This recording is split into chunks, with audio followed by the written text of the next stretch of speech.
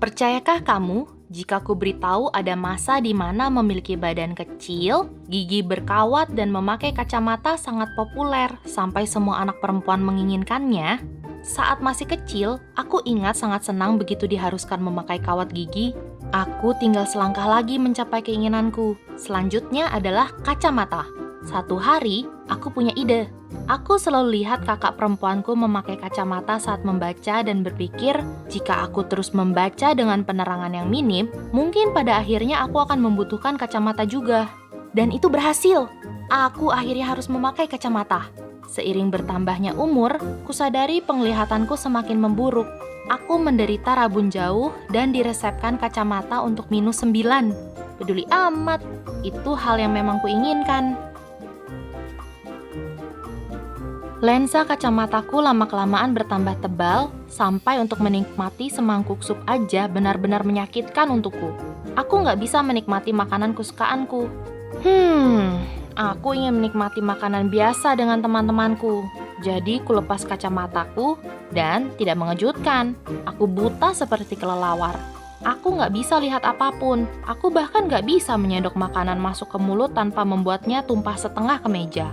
Kecerobohanku sering membuat kacamataku pecah atau lupa di mana menaruh lensa kontak sampai tidak bisa kutemukan lagi. Tanpa penglihatan yang jelas, kepalaku akan menjadi pusing, dan yang bisa kulakukan hanya memejamkan mata sampai rasa pusing itu hilang. Sampai akhirnya kuputuskan itu semua sudah cukup. Aku harus memperbaiki penglihatanku karena aku udah nggak tahan. Ada dua pilihan jika kamu ingin memperbaiki penglihatan matamu. Pertama, LASIK, operasi mata laser yang digunakan untuk menajamkan penglihatan dengan memperbaiki kornea mata. Operasi ini akan membuka lapisan tipis kornea yang memperlihatkan jaringan kornea. Kemudian, dokter akan menggunakan laser khusus, excimer laser, untuk memperbaiki kornea mata sesuai dengan pola unik masing-masing pasien. Kedua, PRK, yang merupakan jenis operasi laser juga. Ini merupakan metode operasi mata pertama dan masih digunakan sampai sekarang. Perbedaannya dengan LASIK adalah PRK membuang lapisan luar kornea seluruhnya dan membutuhkan waktu pemulihan lebih lama dibandingkan LASIK. Tapi hasilnya sama baiknya dengan LASIK dan pilihan yang tepat untuk mereka yang memiliki kornea lebih tipis. Aku sendiri menjalani operasi LASIK. Mungkin kalian berpikir, bagaimana aku melakukannya? Oke, tanpa basa-basi, akan kujelaskan langkah-langkahnya. Yang pertama adalah, matamu harus dicek oleh tenaga profesional. Ini untuk mengecek baiknya kamu ambil LASIK atau PRK. Untuk LASIK, ketebalan kornea matamu akan diukur dan tidak boleh memiliki penyakit di retina mata. Setelah selesai diperiksa dan semuanya sudah jelas, perawat akan menjadwalkan waktu operasi.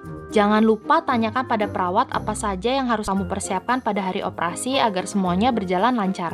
Yang harus benar-benar kamu ingat adalah, jangan memakai lensa kontak selama 5-7 hari sebelum hari operasi, karena bisa menyebabkan iritasi pada kornea mata.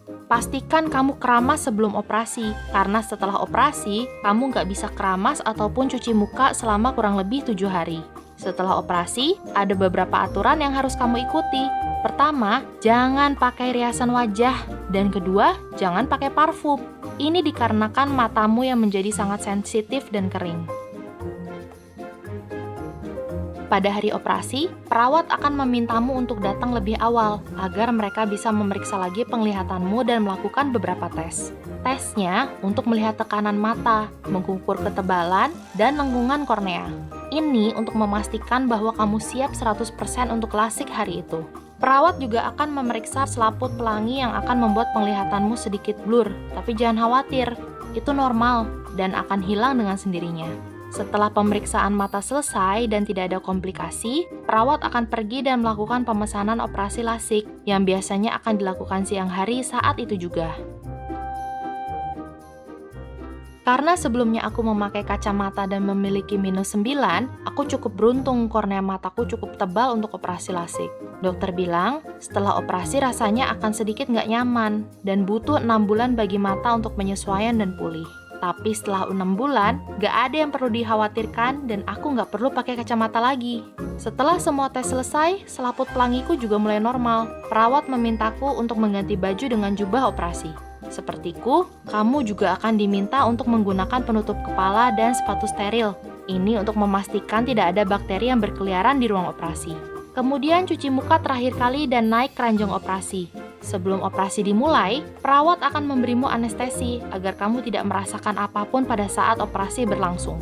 Aku ingat saat menunggu operasiku berlangsung, aku bersemangat tapi juga gelisah.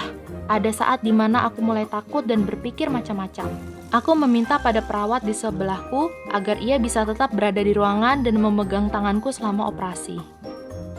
Setelah dokter meneteskan obat mata untuk membuat matamu mati rasa, mereka akan memasang alat bernama lid speculum untuk menahan matamu tetap terbuka.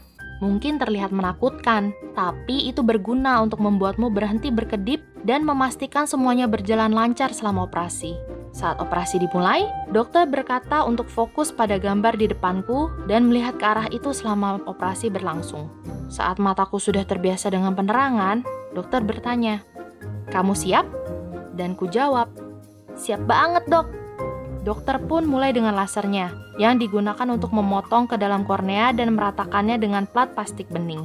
Laser memisahkan jaringan di bawah kornea dan membukanya. Setelah itu, laser dan plat plastik dilepaskan dari mata.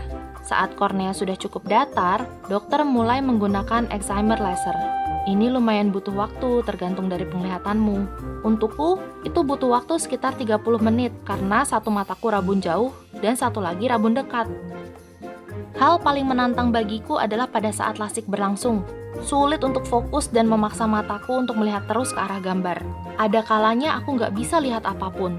Dokter akan memintaku melihat ke arah yang diinginkan dan sulit bagiku untuk melakukannya karena mataku akan beralih dari gambar tanpa kusadari.